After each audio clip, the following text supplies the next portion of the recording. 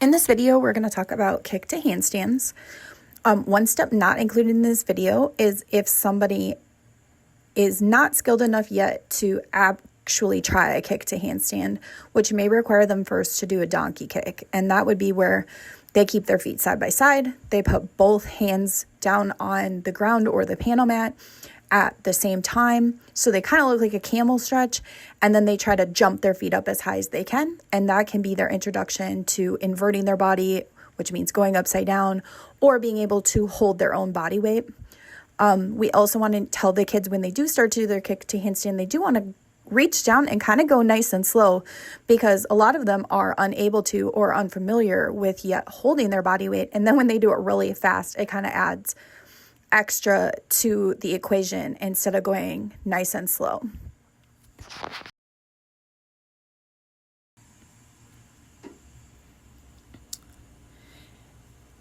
In this video here, I gave a quick description, showed them where to put their hands, and then I just let them all try their first one without giving any corrections, so you could see what you're likely going to see at first.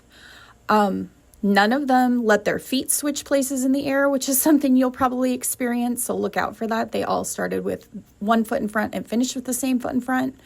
Then you can see this next round, I'm helping them get their arms vertical on a start position and describing trying to get their feet vertical and their handstand and touching together. I do not recommend spotting like that. I just grabbed her because I happened to be right there.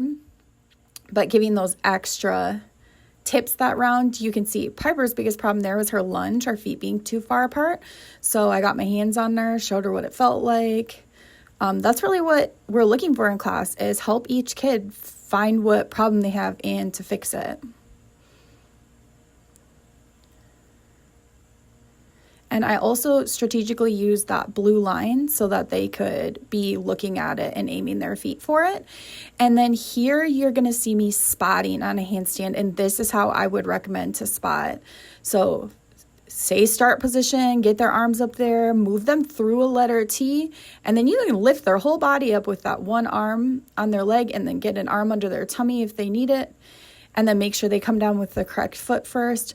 But notice I've got one arm of mine on their shoulder and one kind of on their thigh, and that can help me get their body weight upside down. And then you can see from there how controlled or strong kids are, where you can help adjust their actual shape once they're upside down, if they're able to work on that and hold themselves. But otherwise, that should allow you to lift a kid of any size up and down by grabbing their knee and their shoulder like that.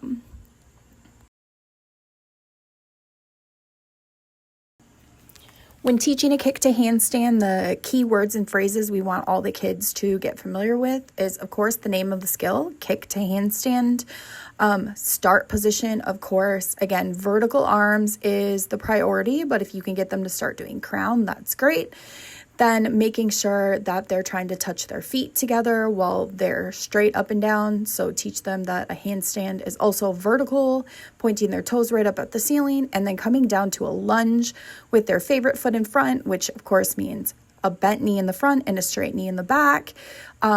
We want to tell them in that lunge to use their straight arms to cover up their ears. If you can get that to where it's a crown, great. If you can add a press afterwards, also great.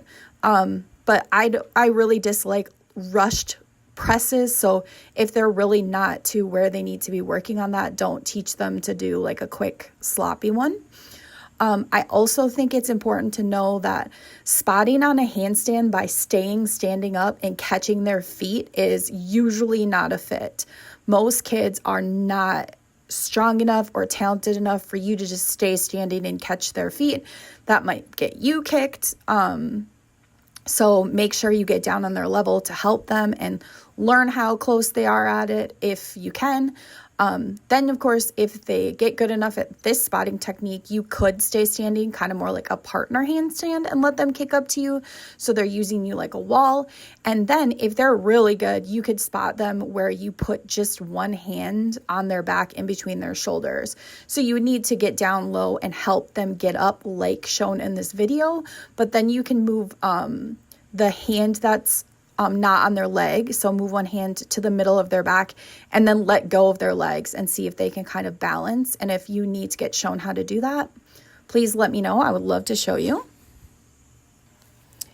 By far, I think in all of my coaching, the thing that's made the biggest difference on kids' legs in their handstand is to have them sit down in a pike sit and squeeze their legs super straight and super tight together and point their feet and say that's what your legs are supposed to feel like when you're upside down. So after they get to the point where they're kicking up to vertical, please use that strategy to let them look at their own legs, feel what that feels like, and then try to do it when they're upside down. Also, if kids are getting to where they can do a pretty great handstand, you want to introduce them to the idea of holding a handstand.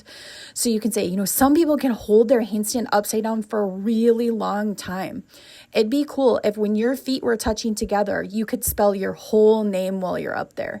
See if you can do it and tell me if you spelled your whole name. And that really can make some kids understand what you're talking about and really start to hold their handstands in class as well.